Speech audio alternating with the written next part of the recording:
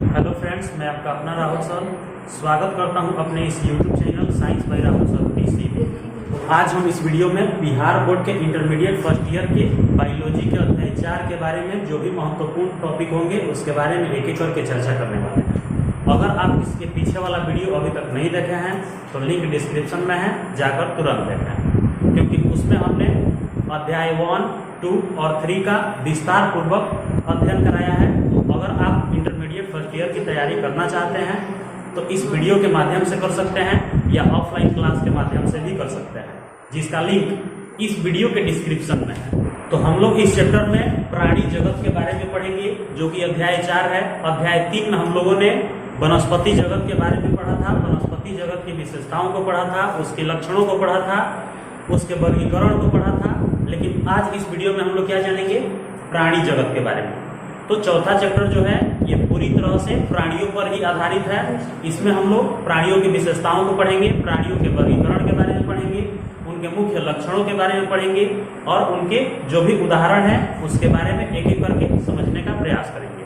जितने भी प्राणी होते हैं वे एक दूसरे से किसी न किसी रूप से समानता स्थापित जरूर करते हैं।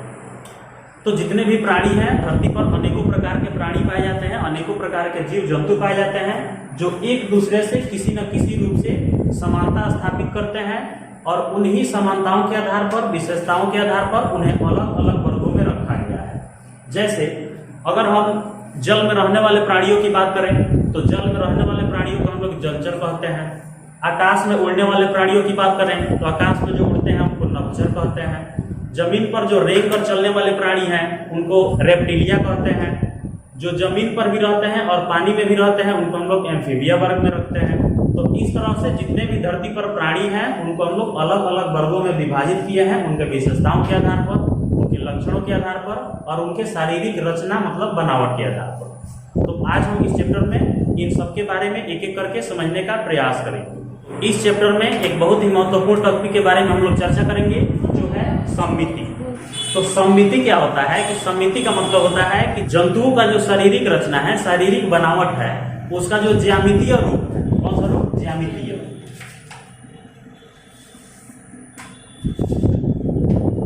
ज्यामितीय रूप को ही हम लोग क्या कहते हैं? सममिति कहते हैं। और इंग्लिश में क्या कहते हैं?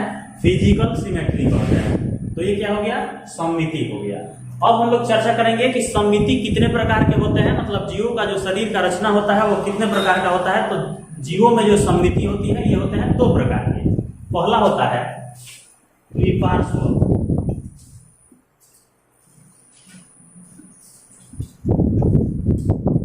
द्विपार्श्व सममिति होता है और दूसरा होता है अरीय सममिति।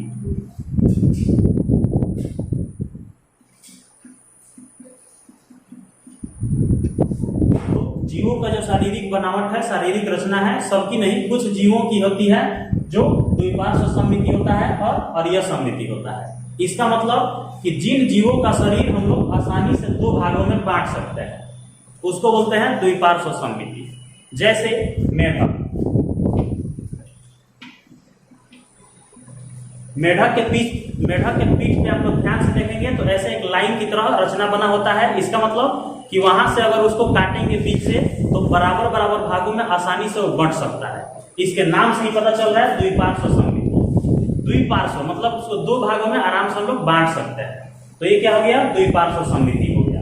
और यह सममिति क्या होता है कि कुछ जंतु ऐसे होते हैं जिनके केंद्र भाग से, मतलब कि उनके बीच में एक केंद्र होगा, शरीर का जहाँ केंद्र होगा वहां से इसको अलग अलग भागों में हम लोग बांट सकते हैं। तो इस तरह के जो भी विभाजन की क्रिया है उसको हम लोग क्या कहेंगे? अरीय सममिति कहेंगे। अब ये किस तरह के जीवों में होता है तो इसका एग्जाम्पल हो जाएगा, हाइड्रा हो सकता है और तारा मछली हो सकता है, स्टार फिश जिसको बोलते हैं। तो हाइड्रा और तारा मछली एक केंद्र से जब हम लोग इसको बांटेंगे तो ये आसानी से अलग अलग खंडों में बढ़ सकता है। ये क्या होता है? अरीय सममिति होता है। अगला टॉपिक हम लोग ये जानेंगे कि खंडीकरण क्या होता है, क्लासिफिकेशन क्या होता है। तो क्लासिफिकेशन का मतलब होता है कि जीवों के शरीर की जो बनावट है वह जब अलग अलग खंडों में विभाजित होता है, अलग अलग खंडों में बटा होता है, इसी क्रिया को हम कहते हैं खंडीकरण। जैसे केंचुआ,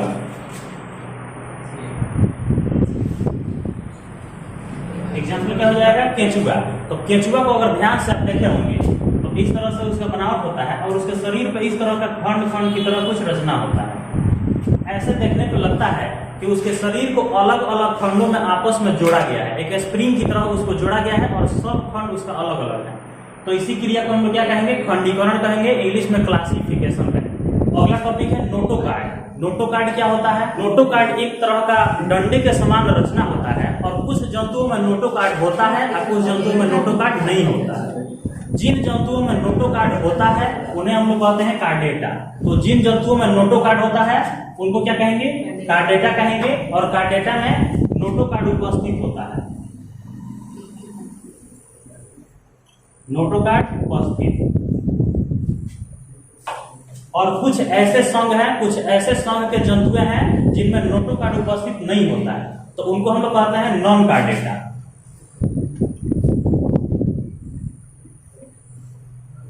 नॉन कार्डेटा में क्या होता है, नोटोकार्ड उपस्थित नहीं होता है, मतलब अनुपस्थित होता है। नोटोकार्ड अनुपस्थित होता है, जिसमें उपस्थित होगा वो कार्डेटा, जिसमें अनुपस्थित होगा वो नॉन कार्डेटा। तो अगला हम लोग टॉपिक जानेंगे क्या, प्राणियों का वर्गीकरण, मतलब क्लासिफिकेशन ऑफ एनिमल्स। तो प्राणियों का वर्गीकरण क्या होता है कि जीवों को उनके समानताओं के आधार पर, उनके विषमताओं के आधार पर, उनके लक्षणों के आधार पर, उनके विशेषताओं के आधार पर अलग अलग वर्गों में, अलग अलग संघों में बांटा गया है। इसी क्रिया को हम लोग क्या कहते हैं, प्राणियों का वर्गीकरण। तो प्राणियों के वर्गीकरण में हम लोग अनेकों संघ पढ़ेंगे, जिसमें से सबसे पहला है पॉरीफेरा। तो सबसे पहला जो संघ है जीव जगत का, सबसे पहला संघ क्या है, पॉरीफेरा। तो अब हम लोग ये समझेंगे कि पॉरीफेरा संघ में किन जीवों को रखा गया है, उनकी विशेषताएं क्या होती हैं, उनके उदाहरण क्या होते हैं। पॉरीफेरा संघ में उन जंतुओं को रखा गया है जिनको हम लोग क्या कहते हैं, स्पॉन्ज कहते हैं।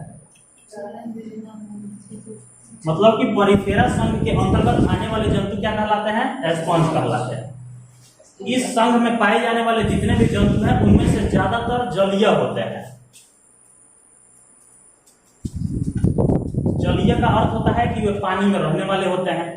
इस संघ में आने वाले जितने भी जंतु हैं उनके शरीर पर अनेकों छिद्र होते हैं, इस तरह से अनेकों छिद्र जैसी कुछ रचनाएं होती हैं।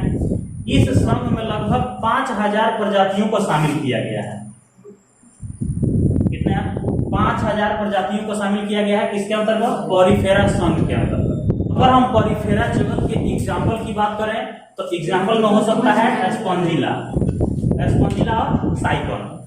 इस तरह के जो भी जंतु हैं उनको किसमें रखा गया है, पॉरीफेरा संघ के अंतर्गत रखा गया है। तो ये कुछ बेसिक जानकारियां थी जो पॉरीफेरा संघ के बारे में हमने आपको बताने का प्रयास किया है। अब हम लोग ये समझेंगे पॉरीफेरा संघ के अंतर्गत आने वाले जो भी जंतुएं हैं उनकी विशेषताएं क्या होती हैं। तो पॉरीफेरा संघ में जो भी जंतु हैं उनकी अनेकों विशेषताएं हैं। हम उनमें से कुछ मुख्य विशेषताओं के बारे में चर्चा करेंगे, जिसमें से पहला विशेषता है, इस संघ के जो भी जंतु हैं वे जलीय होते हैं और बहुकोशिकीय होते हैं।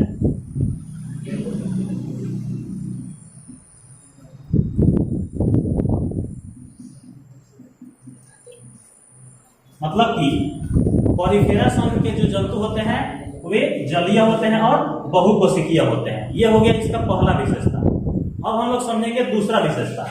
अब बात करें कि इनकी शारीरिक रचना कैसी होती है, शारीरिक बनावट कैसी होती है। तो ये अंडाकार होते हैं, गोलाकार होते हैं, और गोलाकार के साथ साथ अनियमित भी होते हैं।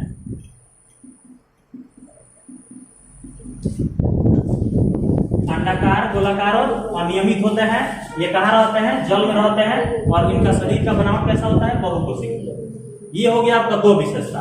अगर हम तीसरे विशेषता की बात करें तो तीसरा विशेषता है, इन जंतुओं के शरीर में ऊतक नहीं बनते हैं। मतलब कि इनमें ऊतक नहीं बनते हैं। कोशिका से एक बेर शारीरिक रचना और डायरेक्ट ऊतक का इसमें कोई भी रोल नहीं है। कोशिका से सीधे शरीर बनता है। चौथे विशेषता की बात करें तो जनन की दृष्टि से ये कैसे होते हैं, उभयलिंगी।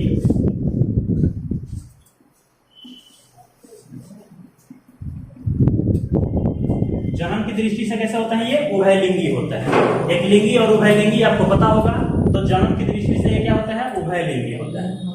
पांचवा विशेषता की बात करें तो इनमें निषेचन की क्रिया जो होती है वो शरीर के अंदर होती है, मतलब कि आंतरिक निषेचन। इनमें निषेचन कैसे होता है? आंतरिक निषेचन। आंतरिक निषेचन का मतलब होता है कि शरीर के अंदर निषेचन होता है। तो आशा करता हूं कि आपको इस वीडियो के माध्यम से इंटरमीडिएट फर्स्ट ईयर के बायोलॉजी के अध्याय 4 प्राणी जगत बढ़िया से समझ में आया होगा। आपके मन में अगर कोई डाउट है, कोई प्रश्न है, कोई कंफ्यूजन है तो कमेंट सेक्शन में पूछ सकते हैं। मिलेंगे नेक्स्ट वीडियो में, तब तक के लिए जय हिंद।